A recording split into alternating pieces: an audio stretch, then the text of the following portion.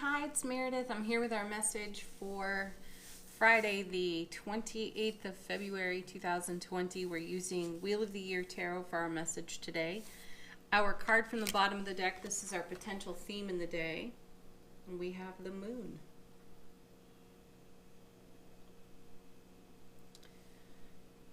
As I'm looking at the card,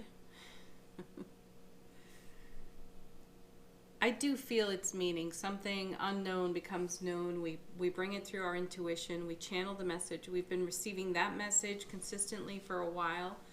Our channeling conduit is super heightened, and our intuitive gifts as well. I'm looking at the moon, though, and I feel a challenge with discernment. I actually feel like we're looking into a hall of mirrors and you can't tell what's real. We'll come back to this. We'll see what's in the rest of the reading and why I am picking up on that. Queen of Swords.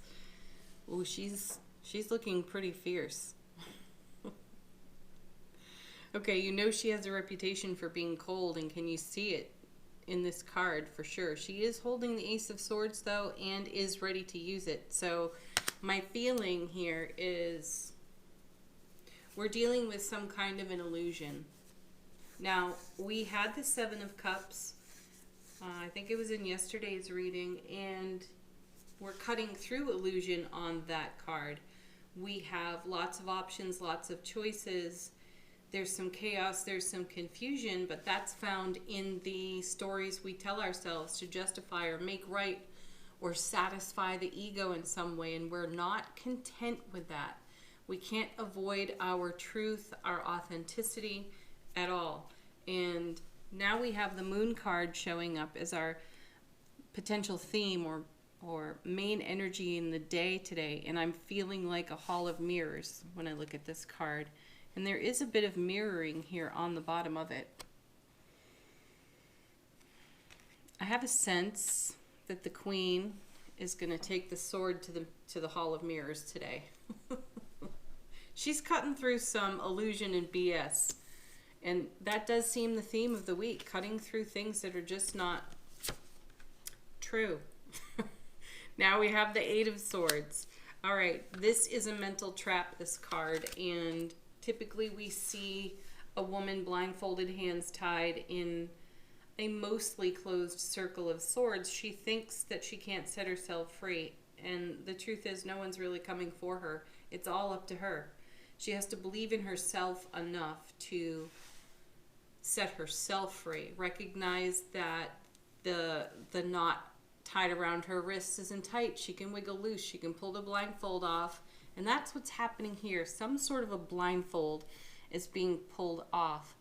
I have the sense too, the intuitive sense, that you may have been hearing something, a favorite phrase of somebody you know, someone who's close to you, and they may speak this phrase about you and have consistently for years, and suddenly a different meaning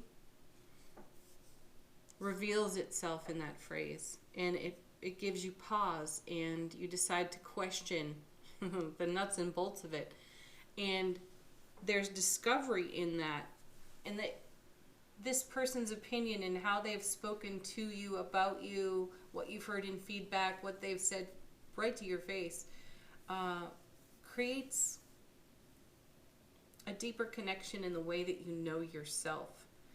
And then it comes back around to, how am I investing my energy? Where am I investing my energy? And is it worthy?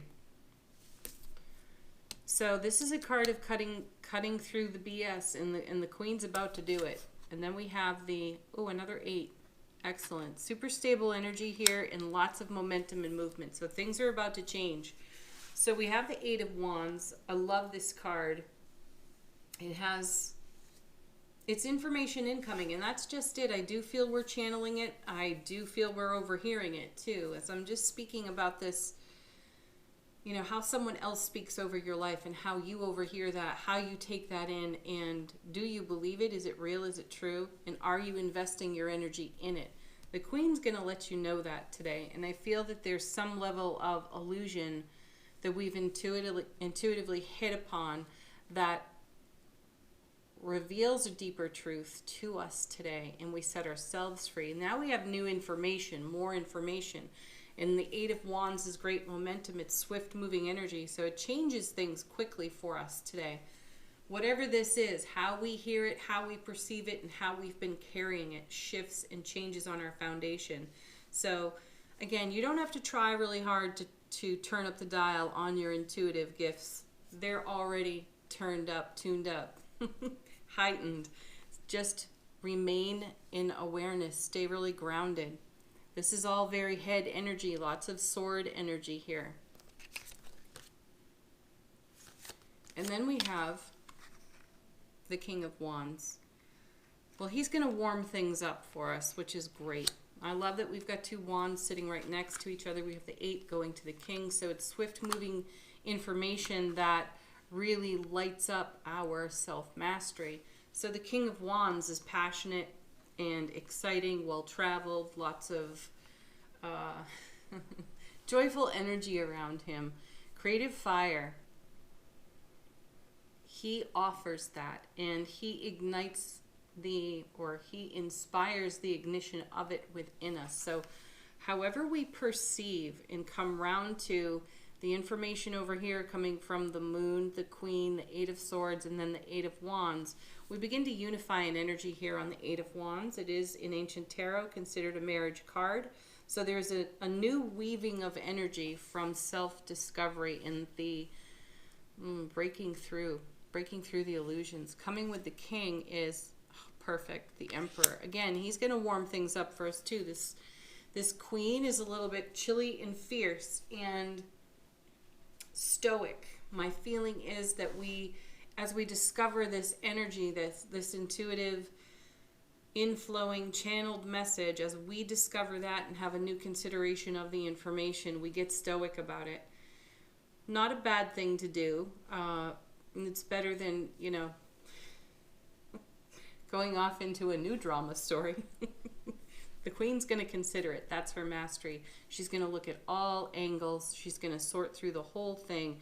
And then she's going to run her sword through the BS, which is what sets us free on the 8 of Swords and what brings in this swift moving information and energy that lights us back up with the King of Wands and the Emperor. Now the Emperor, like the Queen, very intelligent and aware and decisive, discerning. And that's exactly the energy that we're going to require to get to the truth.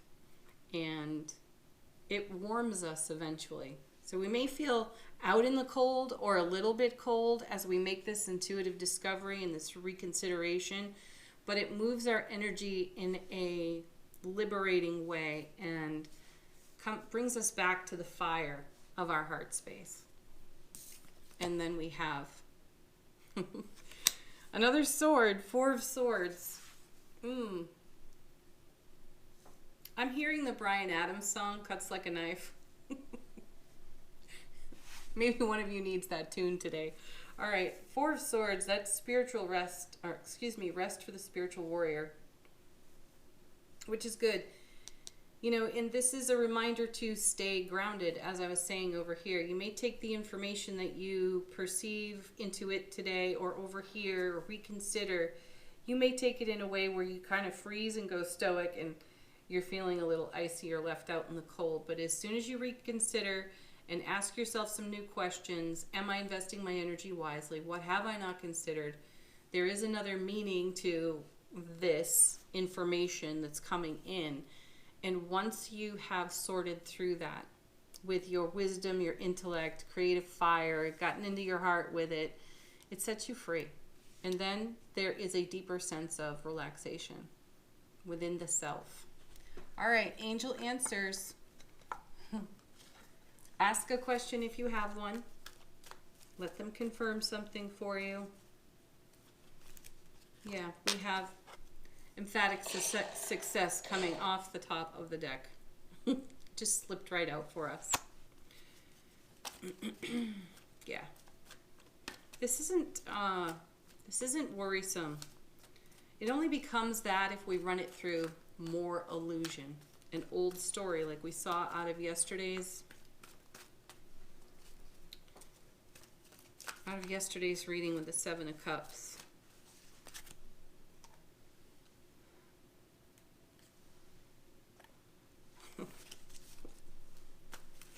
Okay. Next card. We get the Wait card again. I think that's the second time this week we've seen this one. I'm switching the word up to allow.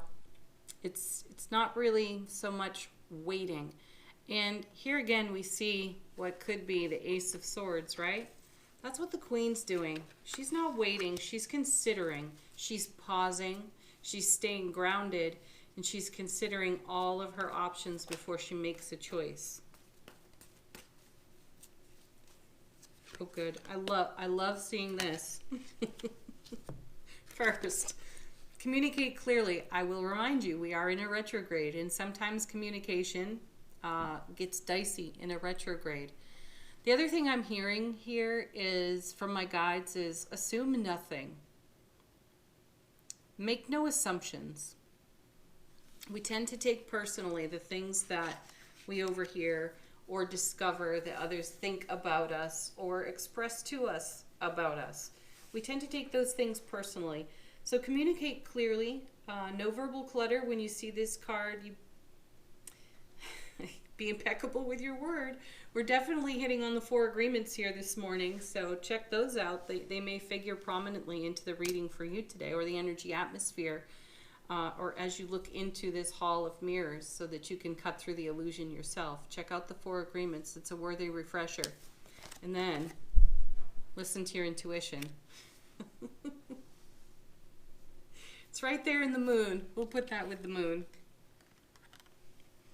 Again, you won't have to try to do that. You don't have to go into some deep meditative state. You can if you want, but you won't have to. It's going to be obvious. All right, our affirmation card from the universe has your back. We get the flagship card today. The universe has my back. Yes, trust that. Trust your own success. Communicate clearly. This means listen. Really listen so that you can hear what's being shared with you. Ask questions if you don't understand. And when you're done speaking, invite an opportunity for questions in case someone else doesn't understand.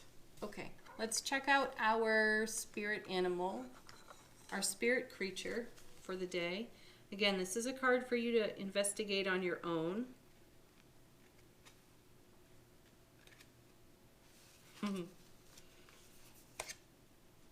Oh, how beautiful.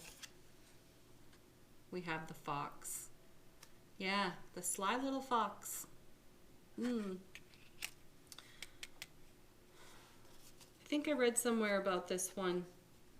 The fox spirit can be the equivalent to having your own form of an invisibility cloak.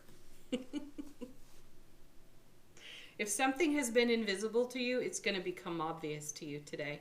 That's the moon energy. Once we smash through that hall of mirrors and we get into the truth of something here with the Queen, something just becomes super obvious and gives us this epiphany-like opportunity to reconsider everything around us. You'll have to leave some comments about that one. Have a beautiful Friday. Stay tuned for a weekend reading. There will be another. I think we're going to make that a permanent thing here at Angel Soul. Have a beautiful day. Bye for now, everyone. Peace, love, joy, happiness, and of course, namaste.